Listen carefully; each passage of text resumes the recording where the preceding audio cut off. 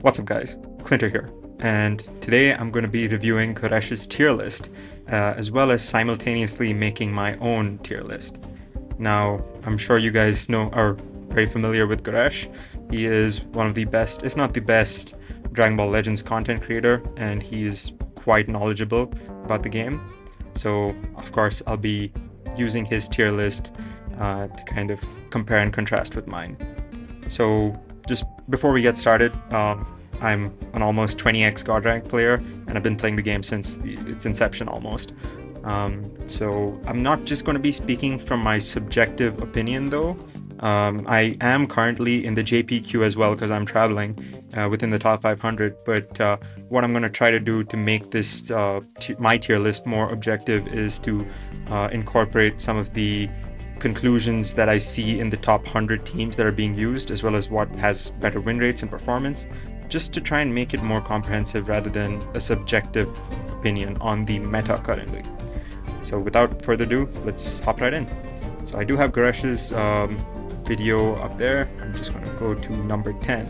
And of course, I am well aware that this is kind of a meme tier list. GORESH has just re-released his previous one. I don't think that's doing the meta faithful. I think there have been some changes to consider, but just letting you guys know I'm quite aware. Alright, so at number 10, he still has Ultra Super Janemba, apparently. Yeah, this one I have to highly disagree with him. So I have to preface this with Ultra Super Janemba being one of the, if not the most dominant unit on his release, you know, up there with units like Zenkai, Father-Son, Kamehameha, Gohan. If you had a 14-star Ultra Super Janemba, you could get God rank with ease. Like, you'd just be demolishing any other team, running through them. But you have to consider the changes. What happened after that is they released a green, and then another green, and then another green, and then another green, and that are all dominant and very capable of dealing with Ultra Super Janemba's shenanigans. So I honestly wouldn't even have him in the top 15 of my list. Regen is just not a top tier team. It falls behind teams like Saiyans, Sunfam, Androids, GT, even Unireps. So I just wouldn't have Ultra Super Janemba up there, and that's just a meta-based conclusion I've come to. It's also partially because Regen hasn't been receiving many other buffs as well, and you would have to run Ultra Super Janemba on Regen. Just the equips and the Zenkai bench synergy only makes him a potent unit to run on that setup, really. So let's now move into the center of the screen where you can see I have all the units on the list. So in my tier list, I've kind of separated it up into portions, as you can see there. So I have number 9 to 10 in those spots. And for my number 9 to 10, I will be putting up Ultra Vegito Blue as well as Evocan. Now, when something's mentioned as 9 to 10, as it is on the list, you can interchange them. I don't really have a specific position there. But yeah, let's just get into the logic real quick. So Ultra Vegito Blue, again, just being in the top 10 list so long after he released is a testament to how good he is. Of course, Fusion Warriors was in a good spot after PyCon released, but then slowly dropped a bit. But then with G4's Zenkai, it definitely went up the ladder again. If you're running PyCon, G4, and UVB, you can still potentially compete with the top teams. So that's why he's on there. He's still able to do you know, everything that he used to a similar extent, just getting that combo potential in, potentially farming a rush. And of course, we know Rising Rush is arguably the strongest mechanic in the game, and yeah, just all his usual shenanigans. Now Evocan. Evocan was a Legends Fest unit, so it is tough to see them at the bottom of this tier list, but they have kind of fallen back. So they still have the insane snowball potential with their charge rate buffs, and they can run through a team if you can get a bit lucky with some green cards or priority at the start of the game. But their only real team that they shine on is on Unireps with units like MVP, Ultra UI, and maybe Revival UI Goku. And that team is just not up there with the peak of PvP right now. So I have to give them a 9 to 10 shared spot with UVB. Alright, let's just take a look at number 9 on GORESH'S list to contrast again. Okay, he does have Evoken in 9, which, again, for all the logic and points that I just made, it is consistent with my list as well. So let's just scroll up to number 8, and he does have UVP at number 8. Okay, that's still fair. These 1 to 2 spot changes don't really matter that much. UVP being at 8, perfectly reasonable. I see it, and yeah, he's just at 9 to 10 for me. Let's also just go up ahead and see his number 7. Okay, Ultra G4 at number 7. Alright, so I have paid attention to some of GORESH'S opinions on Ultra G4, on LF G4. My bad if I've been saying Ultra G4. His Zenkai was very good, one of the best LF Zenkais we've ever had, and to have a Zenkai be an arguably top 5 unit in the game is more than sufficient. You cannot expect a Zenkai character to be a top 3 or top 1 unit. It's just unrealistic. Those are premium, newly released units that you have to spend your CC for. You just cannot expect that, and I feel like GORESH kind of was misguided with his expectations on him, and I also think number 7's a little low for him. But anyways, let's just go back to my list real quick and try to get into the numbers 7 to 8. So for number 7 to 8, we'll be starting off with MVP, and also just G4. G4 is, I'd have him in 7, to be honest. Just swap that right there. And yeah, I'm actually contemplating putting him at 6, to be honest, but I think that's a little high. So G4's value is mostly on GT at this point. Fusion Warriors, you can still run him, but it's not quite a dominant team. GT is very dominant right now, and you can see that in the leaderboards on GodTube as well. So it's fairly consistent. You run him, you run Super 17, and you run Spirit Bomb Goku, and you're set. He's a very good defensive and offensive option. Just getting that ult when you're facing a last man can kind of decide the match. And coming to my second choice at number 8, MVP. Now, MVP is over a year old, which is just crazy to think about. And the fact that he's this high up on the list, again, just a testament to how good he is. The overall utility he provides to the team, second to none. And although his tanking abilities have come down a little bit, he can still eat hits from Super 17 to a certain extent, you know? Especially with his gauge popping, disrupt of that sort. He can work around it. And his value on the Android setup, which is the best, if not one of the best teams right now, is also just very high. Run him with Super 17, and yeah, he's able to support, put in work, provide that endurance to the team. All very valuable. Okay, so let's just keep it going. Try to go through it. What does GORESH have at number 6? Pycon. Alright, again, very fair choice there. Pycon is insanely valuable. He, of course, released after Ultra Super Janemba, and just people underrated him a lot at the start. I was one of the people who was trying to shine light on his value early on, but a lot of hate towards him. And this was kind of expected with any new revival unit. People underrated revival UI, Orange Piccolo, everything on release, called them a mid-terrible unit. But as time progresses, you get stars on these revival units, they become even more valuable. And that's one with Pycon. The support he provides, just the revival itself, the disrupt, so on and so forth, all come in handy. So I do agree with that spot, and he has Spirit Bomb Goku in number 5. Alright, yeah, nothing much to disagree with there. Spirit Bomb Goku, again, his main team is GT right now, just the equips and synergy on the team.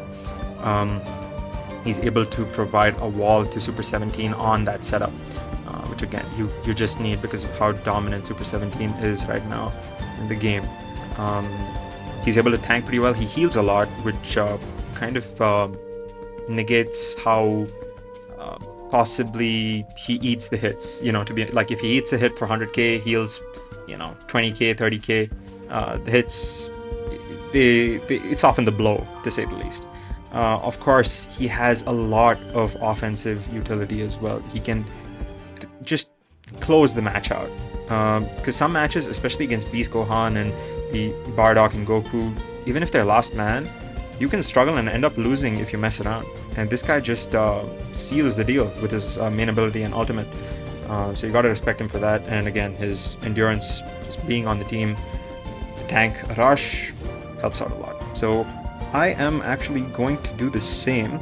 I agree with Goresh completely over here. So let's just move up Super Gogeta and then Spirit Bomb Goku real quick. I will put Spirit Bomb Goku slightly ahead, although I think they're about in the same range when it comes to their overall value to the teams they're on. Okay, let's keep moving. Number 4, Beast Gohan. Alright. Yeah, I can see that. It's perfectly fine. Now, Beast Gohan, I'd say his best teams are the ones where he's juiced to the gills on support and Zenkai buffs, like with Pan and Orange Piccolo, or Pan and Pikkon, or honestly Pikkon and Orange Piccolo. Of course, you can also run him on a Sun Fan team with UI and Bardock and Goku. Also perfectly viable. The thing with Beast is he's kind of this, how should I say, a jack of all trades. He's able to provide defensive capabilities, support capabilities, and the blast damage. And then once he transforms, just insanely powerful. Not much else to say here. It's pretty straightforward. I can see him being number 4. And number 3 for UI Goku. Alright. So again, I agree with that as well.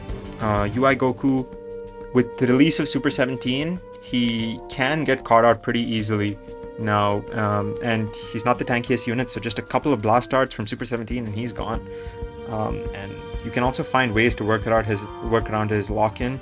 It's not as dominant as it was now that people are used to it. So I do agree with that as well.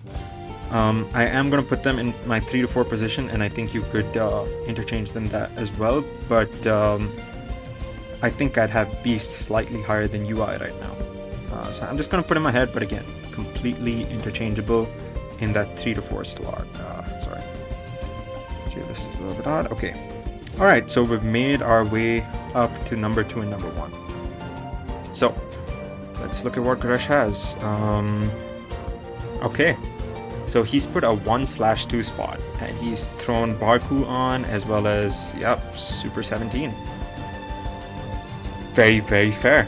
And I can agree with that to a large extent. Both units are incredibly dominant in the meta right now. Super 17, just because he's just the oppressive power he carries, the combo potential, he's able to get to 99 combos consistently.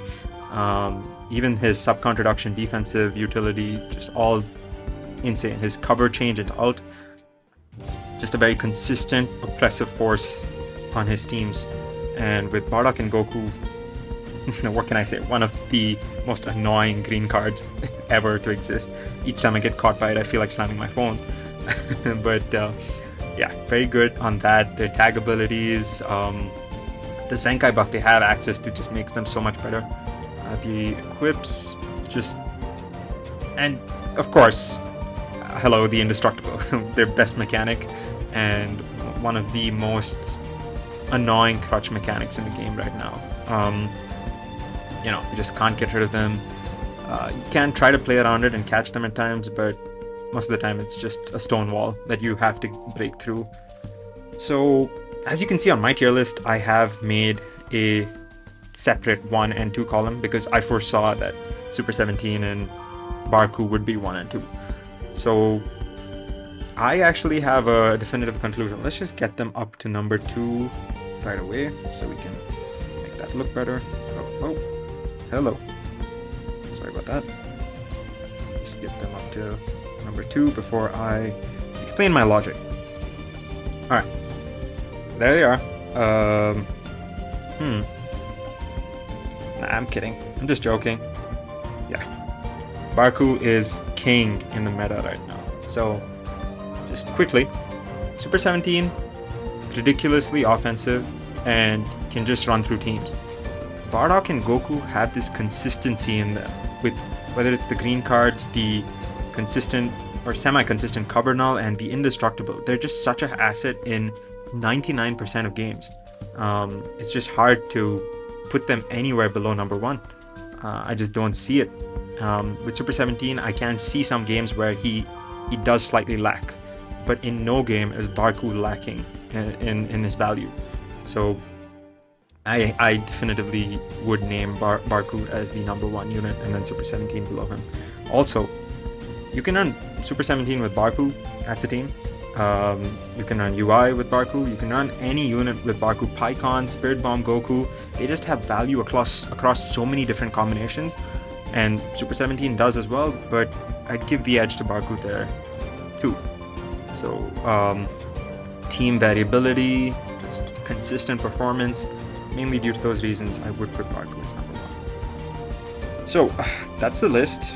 Fairly similar to GORESH'S, I would say.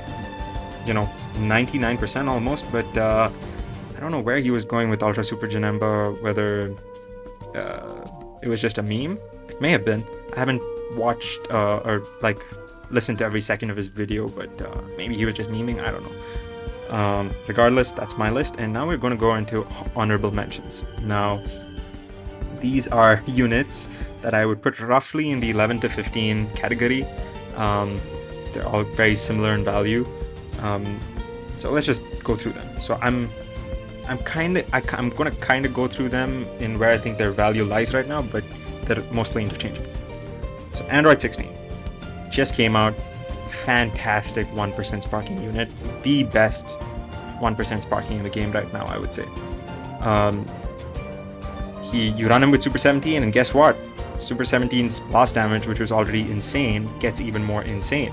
30% blast damage buff that he provides from the start of the match, game changer. The utility that Super 17 provides, the ease of his green card, and his green card being so much better than Super Vegeta's green card, is also hilarious. Just cover null, combo potential, so on and so forth. And he has good disruption abilities as well with sealing the rush. And yeah, I just have to put him on this list. Next up, Orange Piccolo.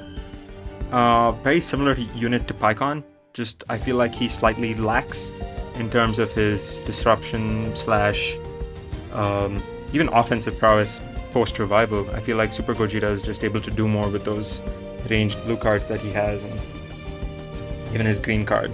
With the green card with Orange Piccolo can be, a game changer, but very rare that you actually get it off, especially in higher ranks.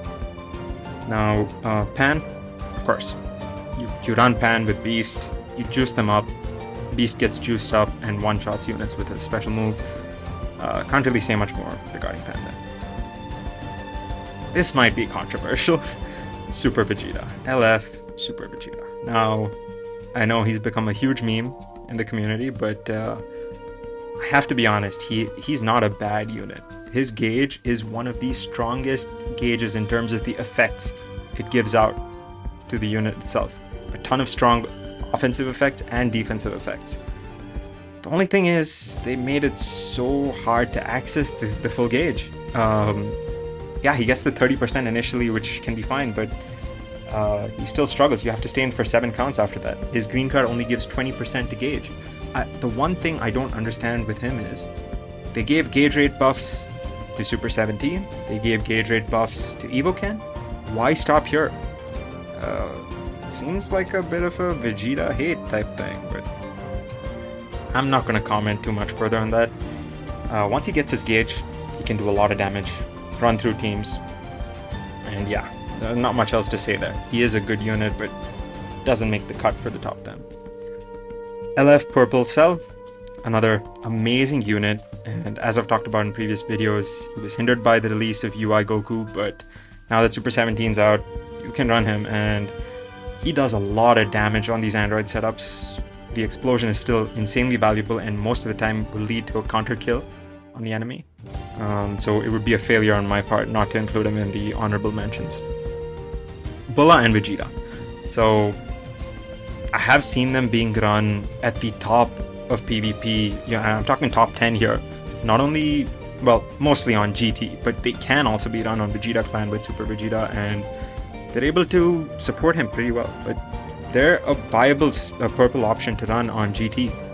Of course, it gets a little sketchy when you're up against UI players, but just the value they provide. Again, the start of battle, huge damage inflicted buffs, the buffs to ultimate damage, the continuous combo potential because they also get key and cards when they jump into the battlefield. And their one thing that's really underrated about them is their main ability and ultimate. The main ability gives cover null, which can help in a lot of situations, and the ultimate has a feint chance, which has come in handy very frequently for me. So again, I got to put them in. Okay, let's just toss Jin there to make it look nicer. Jin, again, very similar position to LF Purple Cell. You can run him with MVP and Super 17. Very, very potent combination there. I'm just not a fan of Jin as much as I am of Purple Cell. I feel like Purple Cell's offensive abilities are just simply better.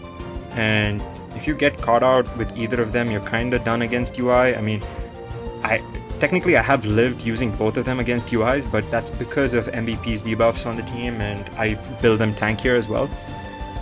So just a very similar position to LF Purple Cell. You could have either above each other. I wouldn't really comment on that.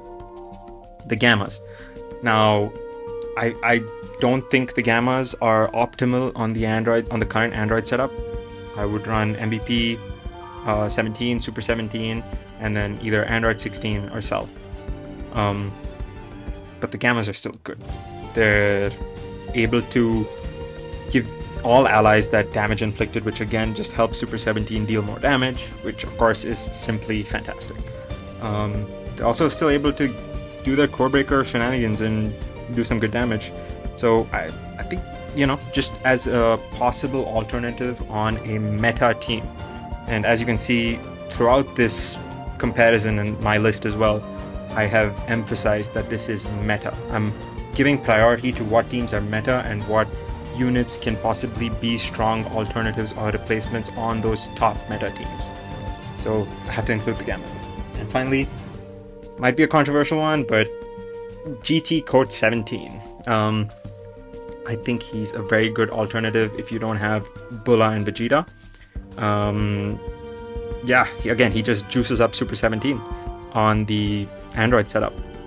So yeah, not much else to comment there. He can still tank fairly well due to his equips, and the Dragon Ball destruction can be very annoying, especially in some matches where due to the recent Dragon Ball nerf, in some matches you don't get your rush till 50 counts are left. I've had that happen to me, and this guy can just prolong that. So a lot of valuable aspects in his kit as well. These honorable mentions are not as seriously ranked, of course, but I'm fairly content with the top 10 list that I've made. Barku is king. That's all I have to say. Hope you enjoyed the video. If you did, please leave a like and subscribe. We're on our way to 50 subscribers, so looking forward to that. See you guys next time. Peace.